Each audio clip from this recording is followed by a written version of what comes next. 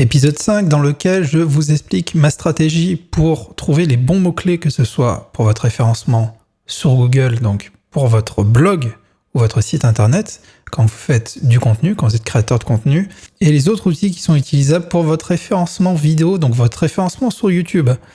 Je parle par exemple de TubeBuddy que vous connaissez sûrement, mais pas que.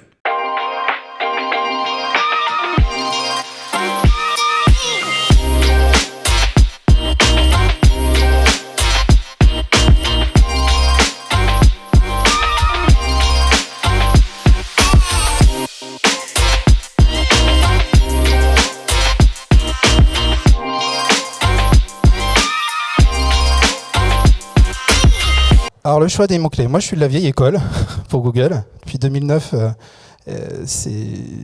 voilà, j'ai mon livre Réussir son référencement web d'Olivier Andrieux tout le temps. Et du coup je reste sur des calculs simples. Je vais mesurer l'intérêt sur Ubersuggest. Je vais taper mon mot-clé, le mot-clé que j'ai envie de cibler. Je vais regarder quel est le volume de recherche. Je prends si le volume de recherche est intéressant, je vais mesurer la faisabilité. Faisabilité, je pense que vous connaissez déjà. Je tape mon mot-clé avec et sans crochet. Je regarde les volumes, le nombre de résultats. J'en tire des conclusions. Et je regarde aussi surtout l'acharnement concurrentiel.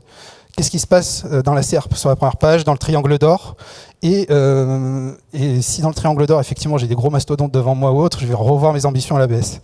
Mais voilà, j'utilise des méthodes très simples. Je suis vraiment de l'ancienne école.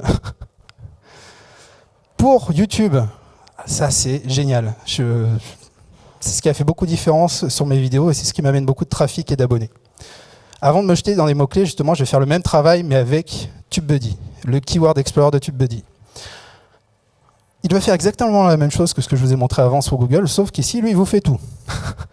Il vous montre le volume de recherche, la compétition et aussi, justement, l'acharnement concurrentiel.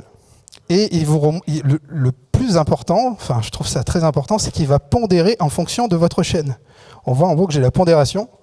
Il connaît ma chaîne, donc il connaît mes tags, il connaît ma notoriété, etc. Et il va être capable de calculer, savoir si je vais avoir l'opportunité avec ma chaîne de me positionner. Donc j'essaye plein de choses. Si je vois que la note est trop compliquée et que je suis dans le rouge, je vais automatiquement prendre un mot-clé, pas de longue traîne, mais un peu moins concurrentiel, et puis voilà, j'adapte.